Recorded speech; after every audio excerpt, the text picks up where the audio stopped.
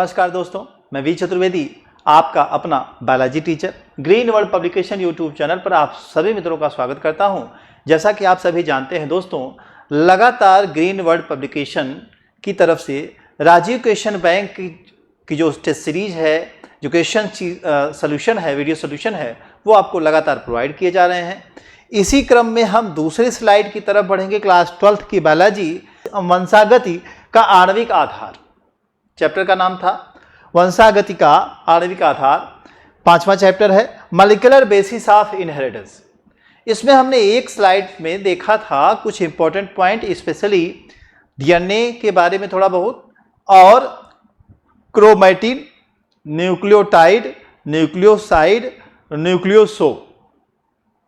अब आगे हम उसी क्रम में दोस्तों देखें कि क्या और हैं जो कि इस लेसन से इंपॉर्टेंट है और पढ़ने लायक है, ध्यान देने लायक है एग्जाम के पॉइंट ऑफ व्यू से।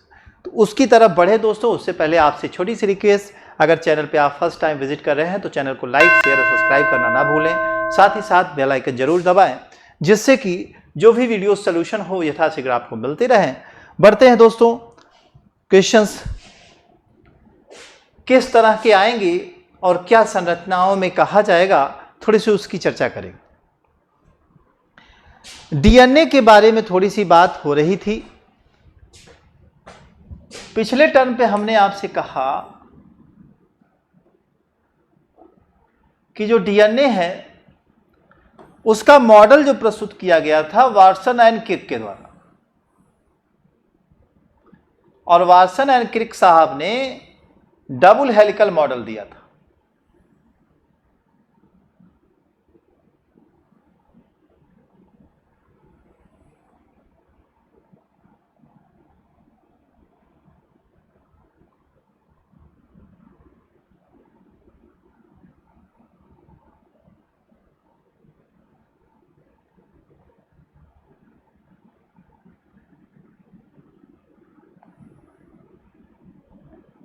उम्मीद है आपको मेरे बच्चों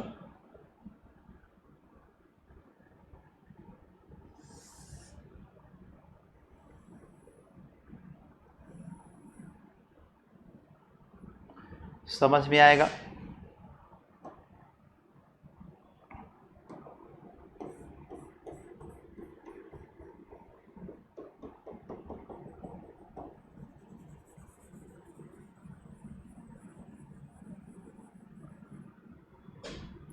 यहां देख लीजिए, डीएनए की एक डबल हेलिकल संरचना मेरे बच्चों आपको ड्रा करके दिखाया जा रहा है।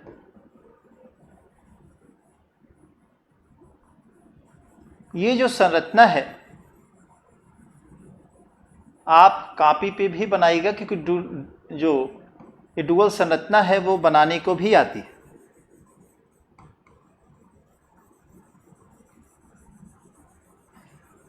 इस मॉडल को देने वाले जो साइंटिस्ट हैं उनका नाम है वाटसन और क्रिक। वाटसन क्रिक साहब ने डीएनए का डबल हेलिकल जो मॉडल है वह उसको प्रस्तुत किया। उसके प्रस्तुत करने के साथ ही, बताने के साथ ही उसमें कुछ इंपॉर्टेंट चीज़ें भी बढ़ गई थी, और उसी की यहाँ जो है चर्चा करनी है। क्या वो इंपॉर्टेंट चीज़ें थी मेरे बच्चों?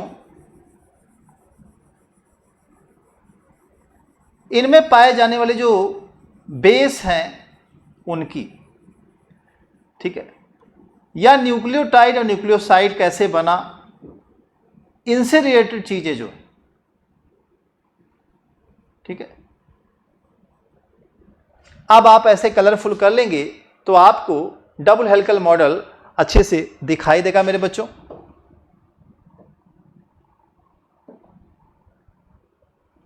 आगे बढ़िए।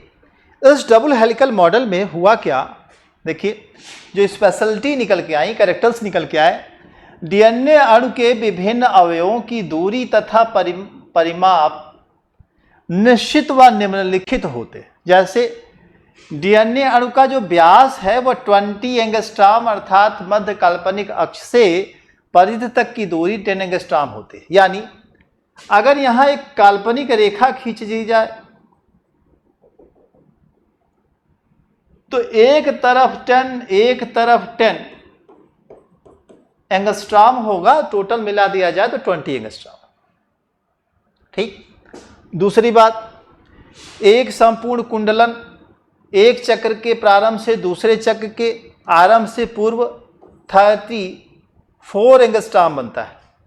एक चक्र शुरू होता है, यहां पहुंचता है, फिर घूम करके दूसरा चक्र आकर के अटैच होता है। तो जहां से शुरू हुआ है फिर वहीं पहुंचना, वहां तक की दूरी जो है एक चक्र कहलाती है, जिसकी दूरी इन्होंने क्या बताया, 34 एंगस्ट्रॉम। ठीक है, लंबाई कह ले 34। दो पूरक क्षारों से बने दो पगडंडों की दूरी एक चक्र में 3.1, यानी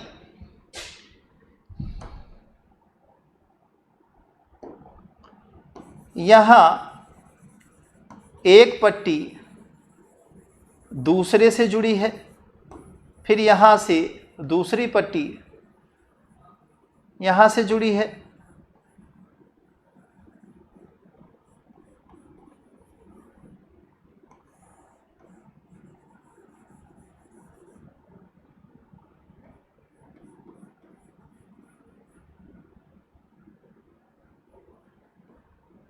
ये पट्टी जैसी संरचना जो एक दूसरे को जोड़े हुए है, इन दो पट्टियों के बीच की जो दूरी है, यानी ये दूरी, ये 3.4 एंगस्ट्रॉम है। दो हाइड्रोजन बंधों के द्वारा जुड़े हुए न्यूक्लियोटाइड की दूरी, ये दो हाइड्रोजन बंध है यहां से लेके यहां तक, ये आइट से, इनकी दूरी यहां दी गई 2.8 माइनस 2.90 एंगस्ट्रॉम। दोनों पूरक श्रृंखलाओं में उपस्थित विपरीत दिशा की शर्कराओं की कम से कम दूरी 11 एंगस्ट्रॉम। तो ये कुछ पॉइंट हैं जो डबल हेलिकल मॉडल जो कि वाटसन और क्रिक के द्वारा दिया गया, उससे छांट करके मेरे बच्चों आपके सामने रखा है। तो इनको आपको देखते रहना है, चीजों को समझना है। कोई दिक्कत आती है तो कमेंट सेक्शन में आपको अपने कमेंट्स डालने हैं मेरे बच्चों। बढ़ते हैं अगले स्लाइड, अगले पोर्शन की तरफ। बात करेंगे आरएनए की। अब डीएनए की थोड़ी बहुत बात हो गई, बात करेंगे आरएनए की। और आरएनए का जैसा नाम ही आप जानते हैं, क्या नाम है? नाम है मेरे बच्चों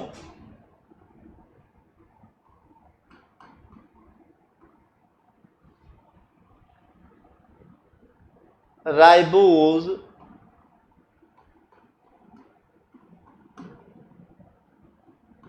न्यूक्लिक एसिड, आरएनए या राइबोज न्यूक्लिकम, आरएनए या राइबोज न्यूक्लिक एसिड। अब ये क्या है? जैसे जेनेटिक मटेरियल के रूप में डीएनए यूज होता है मेरे बच्चों, उसी तरह आरएनए भी यूज होता है। तो डीआरएनए और आरएनए में क्या अंतर है? डीएनए जो होता है मेरे बच्चों, वह ज्यादातर हायर ऑर्गेनिज्म और ज्यादातर जीवों में क्या है? जेनेटिक मटेरियल है। लेकिन बहुत से ऐसे जीव हैं जिनमें कि आरएनए भी जेनेटिक मटेरियल के रूप में होता है, एक जनरेशन से दूसरी जनरेशन कैरेक्टर्स को ले जाता है। तो ये भी प्रभाव पड़ता है, इसे ध्यान रखिएगा। इसमें दिया है प्रत्येक डीएनए के अणु विभिन्न अवयवों में अवस्थाओं में उपस्थित होते हैं।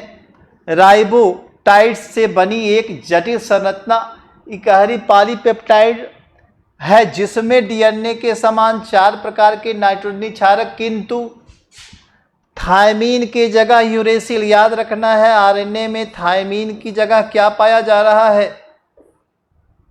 यूरेसिल। तथा राइबोज शर्करा एक अणु के साथ जुड़ने से बनी राइबोटाइड इकाइयां होती हैं। यानी इसकी यूनिट क्या है आरएनए की? राइबोटाइड इकाइयां। आरएनए अणु का जो निर्माण है डीएनए अणु से अनुलेखन या निप्यंतरण, जिसे आप ट्रांसक्रिप्शन कहते हैं।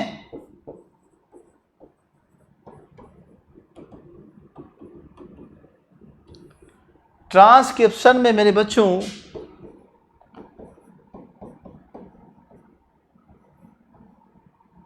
डीएनए से आरएनए का निर्माण होता है, ठीक है। उस प्रक्रिया को कहते हैं ट्रांसक्रिप्शन। और जब इसी आरएनए से प्रोटीन का निर्माण हो जाता है तो उसको कहते हैं ट्रांसलेशन, ठीक। आगे दिया है, कुछ पादप विषाणुओं का आरएनए आणविक पदार्थ होता है और यह प्रायः आनुवांशिक सूचना के वाहक का कार्य करता है। आरएनए अणु 3 प्रकार के होते हैं जो कोशिका द्रव्य में पहुंचकर 3 प्रमुख कार्य करते हैं। और क्या प्रमुख कार्य करते हैं उसकी चर्चा आपसे अगले पेज पे भी हो जाएगी, साथ ही साथ टॉपिक की भी हो जाएगी। जेनेटिक मटेरियल है तो जो काम आपका डीएनए करता है मेरे बच्चों, सेम और हूबहू काम वो क्या करेगा, आरएनए भी करेगा। तो इस तरह से देखा जाए तो आरएनए और डीएनए के जो संरचना है उसमें भले अंतर हो, थोड़ा सा थायमिन की जगह यूरेसिल पाया जाता हो आरएनए में, किंतु जो जेनेटिक रिस्पॉन्सिबिलिटी है कैरेक्टर्स को, लक्षणों को एक पीढ़ी से दूसरी पीढ़ी ले जाने की, वह आरएनए भी निभाता है। हायर ऑर्गेनिज्म में, स्पेशली मनुष्यों में, डीएनए और आरएनए दोनों जो जेनेटिक मटेरियल है वो दोनों पाए जाते हैं। दोनों की उपस्थिति आप देखेंगे कि देखी गई है।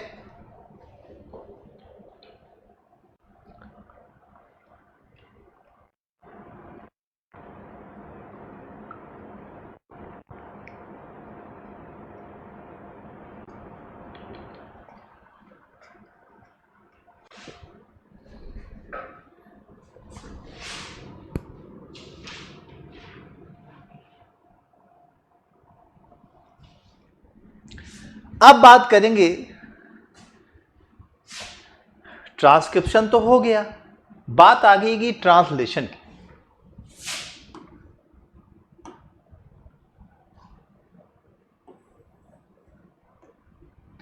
डीएनए प्रतिकरण या द्विगुणन या रेप्लिकेशन या डुप्लीकेशन,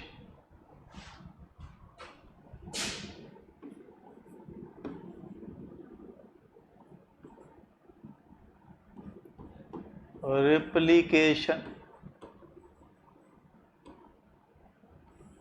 या इसी को नाम देते हैं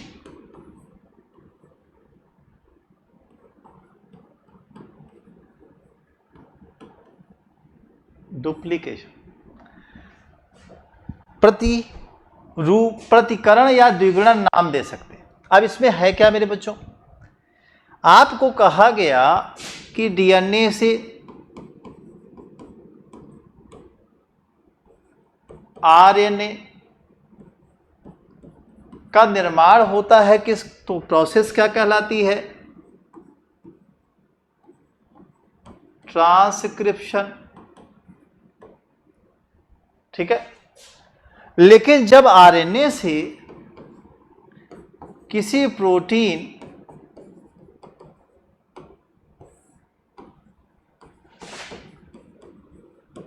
मॉलिक्यूल का निर्माण होता है तो इस पूरे प्रोसेस को नाम देते हैं ट्रांसलेशन।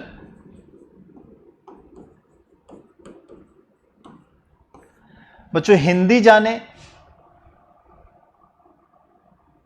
तो आप क्या कहेंगे, लिप्यंतरण। किसको, ट्रांसक्रिप्शन को, ठीक है। ट्रांसक्रिप्शन लिप्यंतरण है, वही प्रतिकरण कह ले ट्रांसलेशन के बेसिस पे नाम दे सकते हैं आप। अब रिप्लिकेशन या डुप्लीकेशन कैसे होता है थोड़ा सा देखिए। जब वाटसन जब कोई कोशिका वृद्धि की अधिकतम सीमा पर पहुंच जाती है और विभाजन के लिए तैयार हो जाती है तो डीएनए का भी द्विगुणन होता है। साइंटिस्ट का नाम है वाटसन व क्रिक ने डीएनए के प्रतिरूप और संरचना देने के साथ साथ इसके डुप्लीकेशन यानी द्विगुणन की विधि का भी निरूपण किया था। बाद में कुछ साइंटिस्ट हैं जिनका कि नाम आपके सामने दिया है, नाम है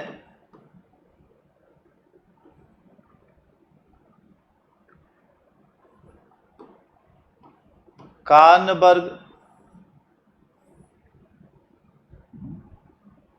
दूसरा है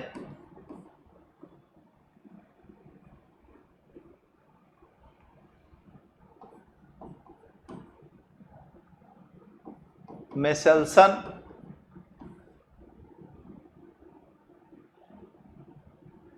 इन वैज्ञानिकों ने क्या किया, इसी विधि के रूप का क्या किया, पुष्टि किया जो यहाँ डबल हेलिकल के रेप्लिकेशन की बात कही गई थी।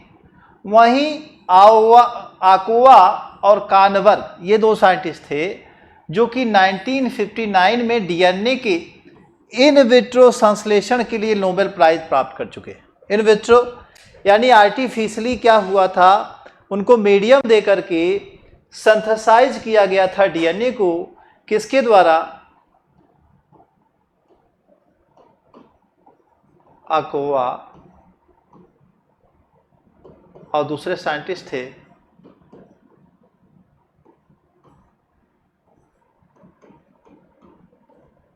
कार्नबर्ग।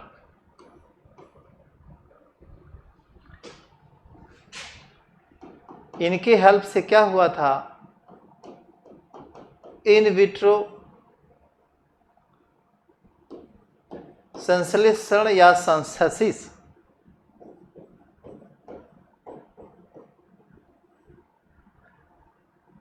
हुआ था, ठीक है। और इसी कार्य के लिए उनको नोबेल प्राइज भी मिला था, ठीक, याद रखिए।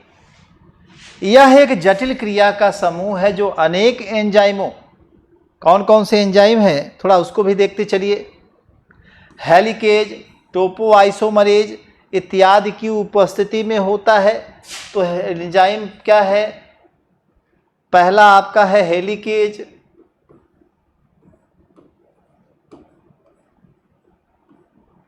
दूसरा है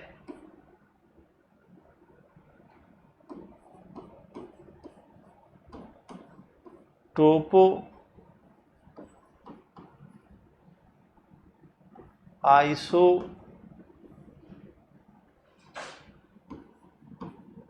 मरेज,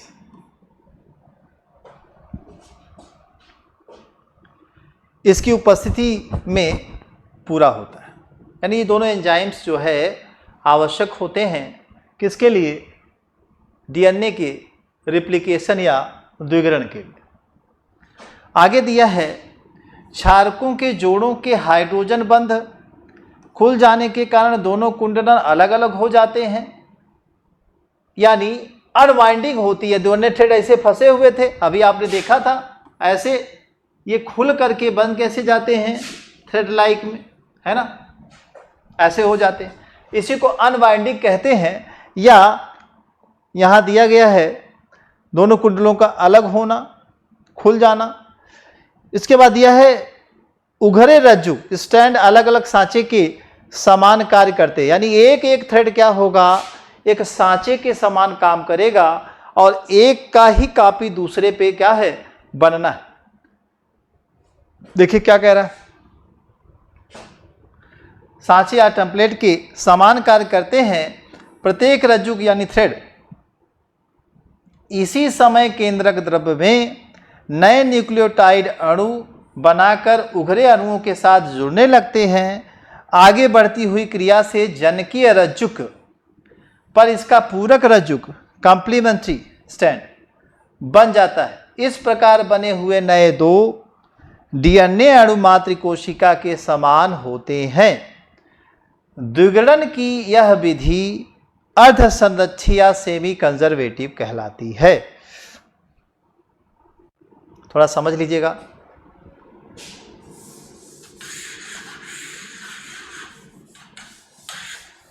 मेरे बच्चों डीएनए जो है उसमें 2 थ्रेड है।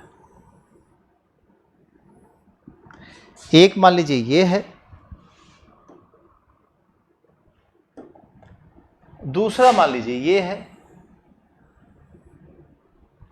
जब दोनों अलग हुए मेरे बच्चों, एक थ्रेड ये बन गया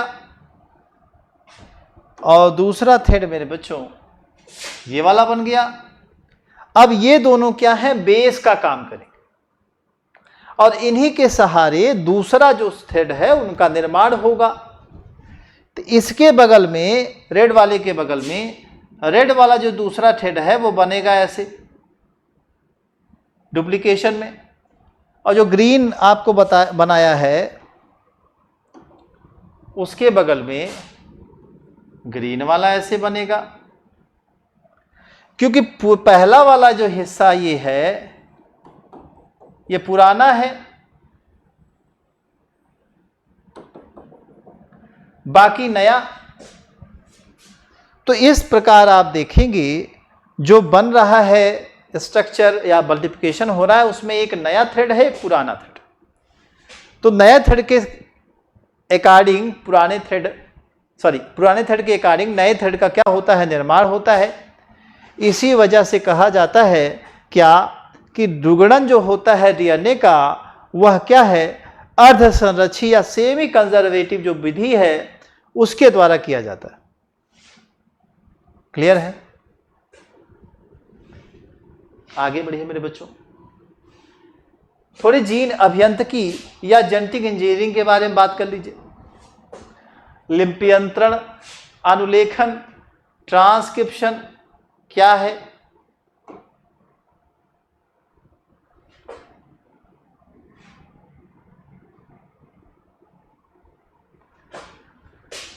जीन अभियंत्रण, लिप्यंतरण, अनुलेखन, हाँ ट्रांसक्रिप्शन, अनुलेखन या लिप्यंतरण क्या है?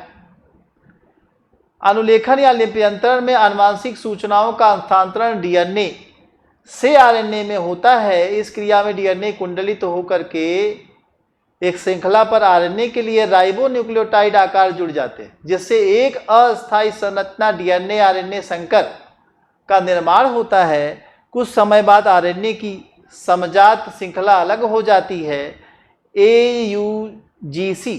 इसमें नाइट्रोजन बेस थायमीन के स्थान पर यूरेसिल हो जाता है। यह प्रक्रिया विशेष प्रकार के एंजाइम द्वारा उत्प्रेरित होती है जिसे आरएनए पॉलीमरेज कहते हैं।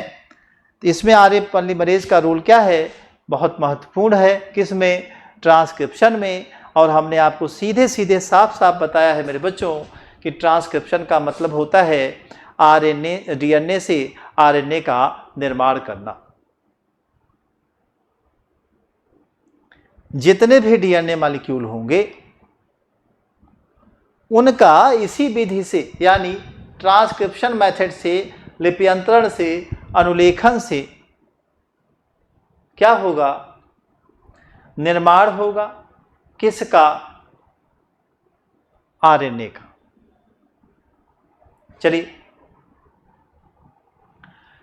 इसमें एंजाइम्स की अगर भूमिका की बात हुई तो एंजाइम की भूमिका में आरएनए का जो पॉलीमरेज है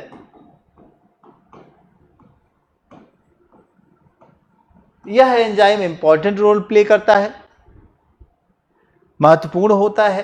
और आगे दिया है इसमें प्रारंभिक संकेत आरएनए पॉलीमरेज एंजाइम का प्रारंभिक स्थलों में चयन में निर्देशन करते हैं। इन स्थलों को प्रमोटर स्थल या प्रमोटर साइट कहते हैं।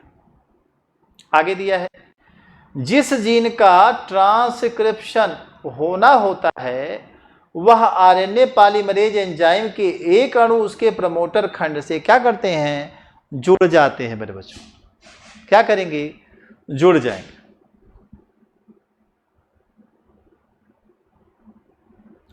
जुड़ जाने के बाद फिर अगला पॉइंट क्या है दोस्तों, डीएनए अणु का विकुंडलन यानी कुंडलित जो है उनका खुल जाना, अनवाइंडिंग अभी बताया हूं, जिसके कारण डीएनए के दोनों सूत्र एक दूसरे से अलग हो जाते हैं, परंतु केवल एक सूत्र ही ट्रांसक्रिप्शन में भाग लेता है।